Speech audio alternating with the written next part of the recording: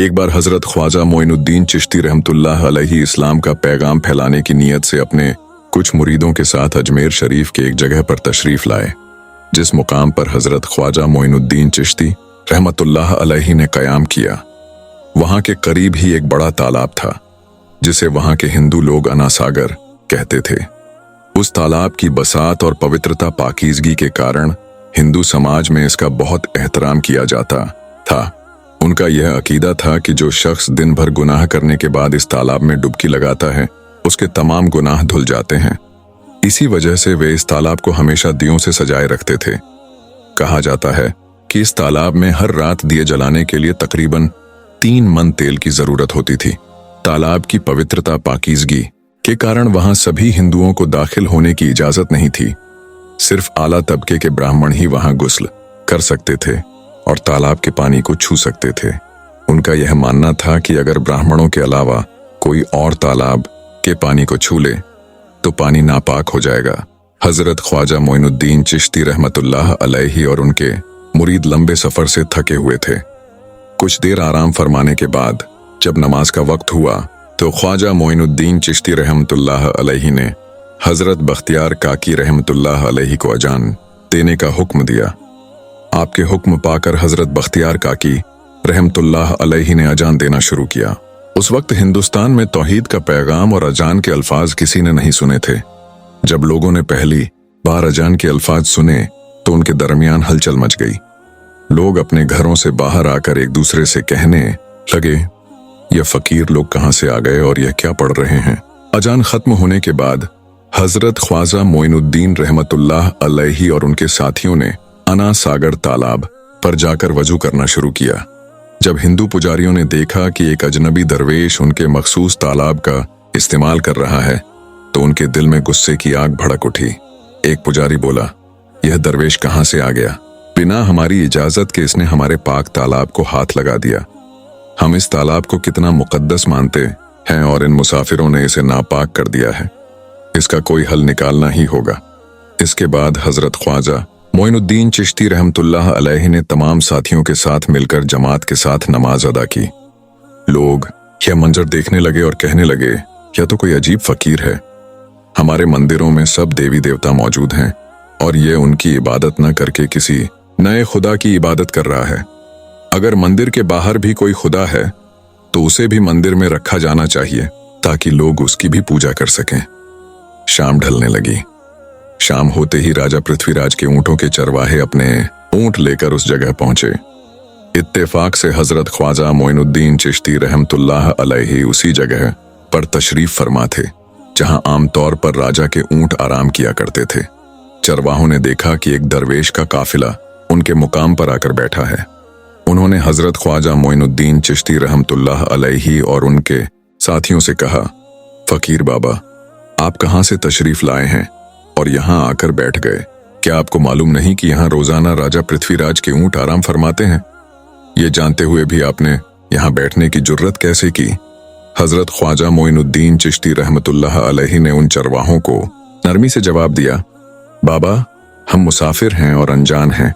हमें मालूम नहीं था कि इस मुकाम पर राजा के ऊंट आराम करते हैं।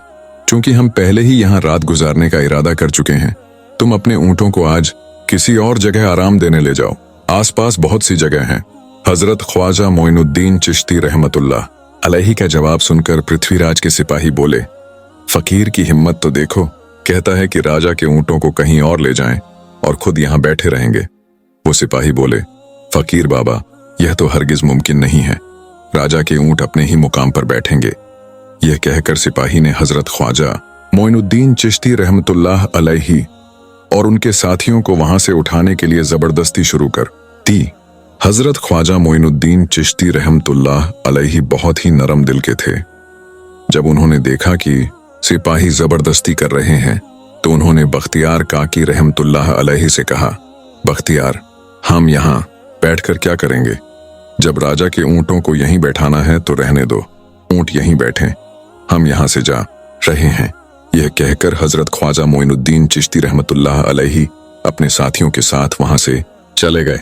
अगली सुबह जब ऊंटों को फिर से चरागाह में ले जाने का समय आया तो सिपाही ऊंटों को उठाने की कोशिश करने लगे, लेकिन बार बार कोशिश के बावजूद वे ऊंटों को उठा नहीं सके, क्योंकि अल्लाह के वली हजरत ख्वाजा मोइनुद्दीन चिश्ती रहमतुल्लाह अलैहि ने कहा था कि ऊंट यहीं बैठेंगे।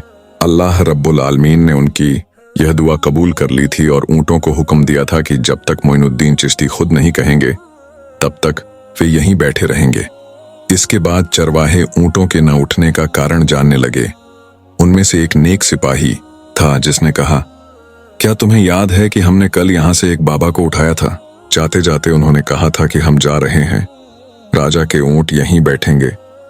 मुझे लगता है कि उनके कहे शब्दों के कारण ही राजा के ऊंट उठ नहीं पा रहे हैं। शायद वह कोई बड़े वली हैं या अल्लाह का कोई अवतार है। इस बात को अपने राजा के सामने रखते हैं। इसके बाद वह सिपाही पृथ्वीराज के पास पहुंचे और हाथ जोड़कर निवेदन किया, महाराज, हमने बहुत कोशिश की, लेकिन आपके ऊंटों को उनकी जगह से नहीं उठा सके और उन्हें चरागाह में घास चराने नहीं ले जा पा रहे हैं। राजा पृथ्वीराज ने परेशानी से पूछा, क्या ऊंटों को कोई बीमारी है जिसकी वजह वे उठ नहीं पा रहे? सिपाही ने कहा, महाराज, ऊंट पूरी तरह स्वस्थ हैं, उन्हें कोई बीमारी नहीं है। पृथ्वीराज ने कहा, तो फिर वे अपनी जगह से क्यों नहीं उठ रहे?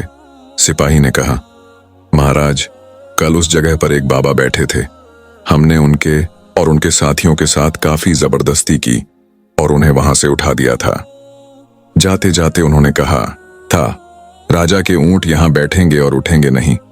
हमें लगता है कि बाबा की बद्दुआ के कारण ही ऊंट अपनी जगह से नहीं उठ पा रहे हैं। तब पृथ्वीराज ने हुक्म दिया, अच्छा, जाओ और उस बाबा को मेरे पास ले आओ। जब हजरत ख्वाजा मोइनुद्दीन चिश्ती रहमतुल्लाह अलैहि पृथ्वीराज के दरबार में पहुंचे तो पृथ्वीराज ने उनसे पूछा, ऐ बाबा, आपने मेरे ऊंटों को क्यों बंदी बना दिया है? मेरे ऊंट भूखे मर रहे हैं। आप मेहरबानी करें, अपना जादू उनसे हटा लें।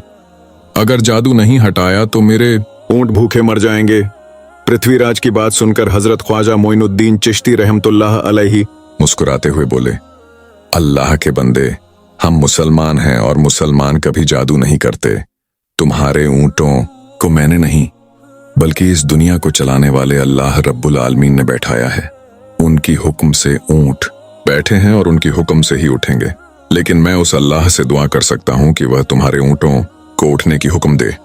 इसके बाद हजरत ख्वाजा मोइनुद्दीन चिश्ती रहमतुल्लाह अलैहि ने अल्लाह से दुआ की, हे अल्लाह, इन ऊंटों को उनकी जगह से उठने की तौफीक दे। हजरत ख्वाजा मोइनुद्दीन चिश्ती रहमतुल्लाह अलैहि की दुआ करते ही चरवाहों ने देखा कि ऊंट अपनी जगह से उठकर चरागाह की ओर बढ़ने लगे। यह नजारा देखकर सिपाही चौंक गए और हजरत ख्वाजा मोइनुद्दीन चिश्ती रहमतुल्लाह अलैहि की करामत की खबर पूरे अजमेर में फैल गई। जैसे जैसे हिंदुओं के बीच हजरत ख्वाजा मोइनुद्दीन चिश्ती रहमतुल्लाह अलैहि की करामत की बातें फैलने लगी और इस्लाम की पहचान उनके सामने होने लगी, मंदिर के पुजारी परेशान हो गए। वे सोचने लगे, अगर यही चलता रहा तो सभी हिंदू मुसलमान बन जाएंगे। तब वे पृथ्वीराज के पास पहुंचे और सिफारिश की, महाराज, ये बाबा हमारे मुल्क में अशांति फैला रहे हैं। अगर आपने अभी इनका कोई इलाज नहीं निकाला तो यह बाबा सभी हिंदुओं को मुसलमान बना देंगे और तब हमारे देवताओं की पूजा करने वाला कोई नहीं बचेगा। आप इन्हें यहां से भगा दें, नहीं तो ये हमें यहां से बाहर निकाल देंगे। महाराज, हम आपको एक और परेशान करने वाली बात बताना चाहते हैं। ये बाबा कहते हैं कि जिन मूर्तियों की हम पूजा करते हैं वे पूजनीय नहीं हैं। उनका कहना है कि यह सिर्फ पत्थर हैं जिनमें कोई जान नहीं है। यह बोलकर लोगों को बहकाना चाहते हैं। सबसे चौंकाने वाली बात यह है कि यह बाबा हर दिन 5 बार हमारे पाक तालाब में हाथ लगाकर उसे नापाक कर रहे हैं। पुजारियों की बात सुनकर पृथ्वीराज ने हजरत ख्वाजा मोइनुद्दीन चिश्ती रहमतुल्लाह अलैहि को बुलाया। जब हजरत ख्वाजा मोइनुद्दीन चिश्ती रहमतुल्लाह अलैहि उनके दरबार में पहुंचे तो पृथ्वीराज ने कहा, ऐ बाबा, हम देख रहे हैं कि आप गौ माता का मांस खाते हैं और हमारे देवताओं का अपमान करते हैं। हमारे धर्म के बारे में तरह तरह की उल्टी सीधी बातें कर रहे हैं। हम ये बर्दाश्त नहीं कर सकते। हम ये भी देख रहे हैं कि आप हमारे पाक तालाब को अपने नापाक हाथों से खराब कर रहे हैं। आप तुरंत हमारे देश से चले जाएं। हजरत ख्वाजा मोइनुद्दीन चिश्ती रहमतुल्लाह अलैहि ने कहा, बाबा, हम लोग तो सिर्फ वजू करते हैं, नहाते नहीं। अगर पूरे लोग नहाने से आपके तालाब का पानी खराब नहीं होता तो सिर्फ हमारे हाथ और चेहरे के पानी से तालाब नापाक कैसे हो सकता है? यह सुनकर पृथ्वीराज ने कहा, वो सभी लोग हमारे धर्म के हैं, जबकि तुम लोग कहीं और से आ गए हो। तुम हमारे धर्म के नहीं हो, इसलिए तुम्हारे हाथ लगाने से हमारा तालाब नापाक हो जाता है। तब हजरत ख्वाजा मोइनुद्दीन चिश्ती रहमतुल्लाह अलैहि ने कहा, अच्छा बाबा, हम अब आपके तालाब के पानी को हाथ नहीं लगाएंगे, लेकिन हमें पानी की जरूरत है, तो हम चाहते हैं कि सिर्फ एक बर्तन में पानी ले लें। पृथ्वीराज ने कहा, ठीक है, तुम पानी ले सकते हो, लेकिन तुम्हारा बर्तन तालाब में लगे, तुम्हारे हाथ नहीं।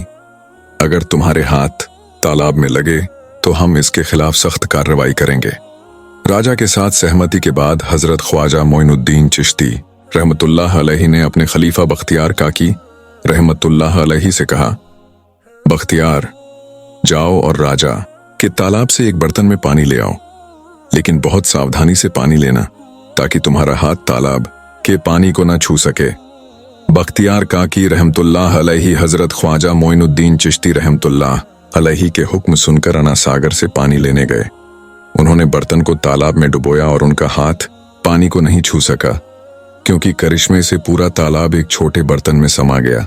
अना सागर पूरी तरह से सूख गया और उसकी तली में सिर्फ सूखी रेत दिखाई देने लगी। जब पुजारियों ने देखा कि उनके पाक तालाब में एक भी बूंद पानी नहीं बची और वह रेगिस्तान की तरह सूख गया है, तो वे घबराते हुए राजा पृथ्वीराज के पास गए और बोले, महाराज, यह तो भारी संकट हो गया है। पृथ्वीराज ने पूछा, क्या हुआ? पुजारियों ने कहा, उस बाबा ने हमारे पूरे तालाब का पानी ले लिया है। अब हमारे पाक तालाब में एक बूंद भी पानी नहीं है। अगर इस तालाब में पानी नहीं होगा तो हम अपने पापों को पाक कैसे करेंगे? दूर दूर से हजारों हिंदू लोग इस तालाब में स्नान करने आते हैं ताकि वे अपने पाप धो सकें। अगर पानी नहीं रहेगा तो वे यहां आना बंद कर देंगे, जिससे हमारा बड़ा नुकसान होगा और अजमेर की इज्जत मिट्टी में मिल जाएगी। पृथ्वीराज गहरी सोच में पड़ गए। वे हजरत ख्वाजा मोइनुद्दीन चिश्ती रहमतुल्लाह अलैहि के खिलाफ कोई कठोर कदम उठाने से झिझक रहे थे, क्योंकि उन्हें आशंका थी कि अगर उन्होंने बाबा के खिलाफ सैनिक भेजे और बाबा ने सैनिकों पर भी जादू कर दिया तो उनकी परेशानी और बढ़ जाएगी। इसलिए उन्होंने कहा, तुम लोग जाओ और उस बाबा को मेरे पास बुला कर लाओ। मैं देखता हूं कि वह क्या चाहता है। अगर उनकी मांग मानने वाली होगी तो हम उसे मान लेंगे, और अगर मानने लायक नहीं हुई तो हम माफी मांगकर अपना तालाब का पानी वापस ले लेंगे। जब हजरत ख्वाजा मोइनुद्दीन चिश्ती रहमतुल्लाह अलैहि पृथ्वीराज के दरबार में पहुंचे तो पृथ्वीराज ने कहा, ऐ बाबा, आपने हमारे तालाब का सारा पानी ले लिया है, हम अपने पापों का प्रायश्चित कैसे करेंगे? पूरे दिन के पाप हम इस तालाब में स्नान करके धोते हैं। अगर तालाब में पानी नहीं होगा तो हम अपने पाप कैसे धोएंगे? हजरत ख्वाजा मोइनुद्दीन चिश्ती रहमतुल्लाह अलैहि ने जवाब दिया, देखो बाबा, तुम्हारे पास अना सागर है, पर दुनिया के हर कोने में ऐसा तालाब नहीं है, तो क्या वे लोग अपने पाप कैसे धोएंगे? पापों को धोने की ताकत इस तालाब के पानी में नहीं है। पापों को माफ करने वाला सिर्फ अल्लाह है, जिसने आसमान, धरती और पूरी दुनिया बनाई है। उसकी इजाजत के बिना एक पत्ता भी नहीं हिलता। इसलिए मैं तुम्हें इस भ्रम को छोड़कर सही राह पर आने की दावत देता हूं। वहां मौजूद हजारों हिंदू हजरत ख्वाजा मोइनुद्दीन चिश्ती रहमतुल्लाह अलैहि की बातें गौर से सुन रहे थे। इसके बाद उन्होंने कहा, जाओ बख्तियार, जिस बर्तन में तुमने तालाब का पानी लिया था उसे वापस तालाब में डाल आओ। बख्तियार काकी रहमतुल्लाह अलैहि हजरत ख्वाजा मोइनुद्दीन चिश्ती रहमतुल्लाह अलैहि के हुक्म से अना सागर में बर्तन का पानी डालने गए। जैसे ही बर्तन का पानी तालाब में डाला, अना सागर फिर से पानी से लबालब भर गया। इस करिश्मे को देखकर वहां मौजूद कई हिंदुओं ने कलमा पढ़कर इस्लाम कबूल कर लिया। सुभान अल्लाह। यह देखकर हिंदू पंडितों की चिंता बढ़ गई। वे पृथ्वीराज के पास गए और बोले, महाराज, अगर अब कोई उपाय नहीं किया गया तो सारे हिंदू मुसलमान हो जाएंगे। पृथ्वीराज ने कहा, मुझे सलाह दो, इस बाबा का मुकाबला कैसे किया जा सकता है? पुजारियों ने कहा, यह बाबा एक बड़ा जादूगर है, इसीलिए इसका मुकाबला भी जादू से करना होगा। हमारे बीच एक बड़े जाने माने जादूगर रामदेव हैं, उन्हें इसके मुकाबले में भेजें। अगर वह जादू से इसे हरा सके तो हम अपने हिंदू धर्म की इज्जत फिर से ले सकेंगे। पृथ्वीराज ने रामदेव को बुलाकर कहा, रामदेव, मैं तुम्हें इस बाबा को जादू से हराने की जिम्मेदारी दे रहा हूं। अगर तुम उसे हरा सके तो हम अपने धर्म की इज्जत फिर से पा सकेंगे। रामदेव ने पृथ्वीराज को भरोसा दिलाते हुए कहा, महाराज, आप चिंता न करें, इस बाबा को हराना मेरे लिए बहुत आसान है। मैं आपके भरोसे हमारे धर्म की इज्जत वापस लाकर रहूंगा। इसके बाद रामदेव अपने साथियों के साथ हजरत ख्वाजा मोइनुद्दीन चिश्ती रहमतुल्लाह अलैहि के सामने मुकाबले के लिए पहुंचा। उसने कहा, मोइनुद्दीन, अगर तुम में ताकत है तो मुझसे जादू का मुकाबला करो। मैंने तुम जैसे बहुत से जादूगरों को हराया है, तुम्हें हराना तो मेरे लिए साधारण बात है। हजरत ख्वाजा मोइनुद्दीन चिश्ती रहमतुल्लाह अलैहि ने उसकी बातों का कोई जवाब नहीं दिया। रामदेव ने देखा कि हजरत ख्वाजा मोइनुद्दीन चुप हैं, तो उसने गाली गलौज शुरू कर दी। जब रामदेव अपनी हदें पार कर गया तो हजरत ख्वाजा मोइनुद्दीन ने उसकी आंखों में देखते हुए कहा, रामदेव, तू चिल्ला रहा है, लेकिन मैं तेरे माथे पर ईमान की रोशनी देख रहा हूं।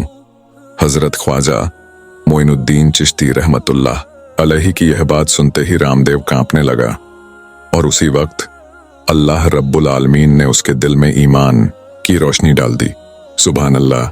रामदेव हजरत ख्वाजा मोइनुद्दीन चिश्ती के पैरों में गिर पड़ा और बोला, हे अल्लाह के वली, मैंने आपके साथ बहुत बेअदबी की है, मुझे माफ करें और मुझे कलमा पढ़ाकर इस्लाम की राह दिखाएं। हजरत ख्वाजा मोइनुद्दीन चिश्ती रहमतुल्लाह अलैहि ने रामदेव को कलमा पढ़ाया और उनका नाम रखा मोहम्मद सादिक। इतिहास बताता है कि बाद में रामदेव मोहम्मद सादिक के रूप में एक बड़े अल्लाह के वली बन गए। तो प्यारे दोस्तों, सोचो, जो रामदेव हजरत ख्वाजा मोइनुद्दीन चिश्ती को हराने आए थे, वही अब उनके हाथ में हाथ देकर इस्लाम को कबूल कर लिया और सुकून की छांव में आ गए। यह अल्लाह रब्बुल आलमीन का करिश्मा और शान है, जो जिसे चाहे हिदायत दे सकता है। बेशक, सुभान अल्लाह।